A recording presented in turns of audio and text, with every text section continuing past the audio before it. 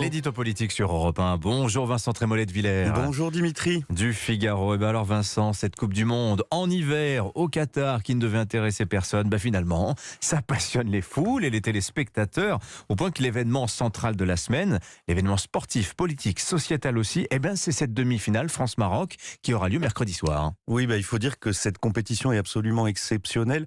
Je ne sais pas qui reste insensible au point victorieux d'Olivier Giroud, au sourire hilar de Kylian Mbappé quand il voit les Anglais rater leur penalty. Je me demande même si les boycotteurs d'il y a un mois ne regardent pas en cachette les matchs de cette Coupe du Monde. Alors quand la grande machinerie du football s'enclenche, on s'aperçoit que rien ne l'arrête. Si on vient au match France-Maroc, sportivement, ce match est une magnifique affiche, mais il est évident que c'est aussi un défi pour l'ordre public. Il y a une importante communauté marocaine en France.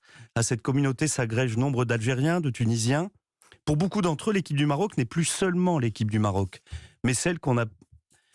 n'est plus seulement l'équipe du Maroc, excusez-moi, mais celle du Maghreb, de l'Afrique et même pour certains d'un grand espace arabo-musulman. Au Qatar d'ailleurs, les Qataris soutiennent le Maroc. Alors ces fiertés culturelles mouvantes sont le propre d'une Coupe du Monde. Elles ne sont pas critiquables en soi. Mais si elles s'accompagnent d'un esprit revanchard, elles peuvent donner à cette demi-finale un tour identitaire. Et alors là, on sort du sport pour aller vers la politique, voire l'affrontement, et c'est ça qu'il faut éviter. En tout cas, pour la France, c'est vrai que ce sera sûrement un beau match à l'extérieur mercredi. Vincent, on peut quand même espérer que le football installe une atmosphère de rivalité qui se limite aux sportifs. Si on pouvait éviter le choc des civilisations sur un terrain de football et en dehors, ce serait une bonne chose. C'est le but en fait. Mais le football n'a pas non plus le pouvoir de réduire les fractures profondes qui existent en France depuis 30 ans, et notamment la crise de l'intégration. En 1998, nous avons chanté après la victoire des Bleus la France Black Blanc Beurre, et 3 ans plus tard, en 2001, à Saint-Denis, lors d'un France-Algérie de triste mémoire, la Marseillaise était sifflée et le gouvernement Jospin recevait des projectiles. Un an après, Jean-Marie Le Pen est au second tour de l'élection présidentielle.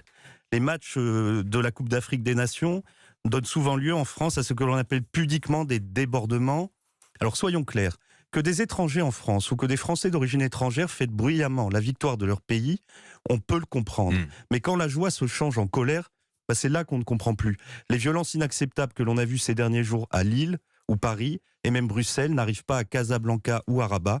Et ça veut dire quelque chose. Vincent, disons-nous les choses, ces incidents, ces débordements, maintenant c'est quand même courant et on peut penser que le ministère de l'Intérieur aura un dispositif à la hauteur. C'est ce que tout le monde souhaite, que la soirée se passe bien.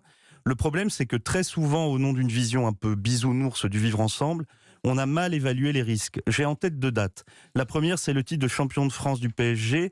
C'était en 2013, il avait été fêté au Trocadéro, il avait tourné à l'émeute. Des voyous de banlieue avaient déferlé sur Paris et installé plusieurs heures de chaos.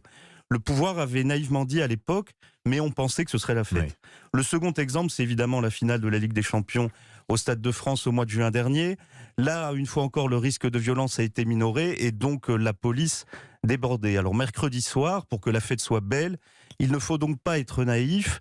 Et j'ai l'impression que le ministère de l'Intérieur ne l'est pas, puisque 2000 policiers sont mobilisés à Paris.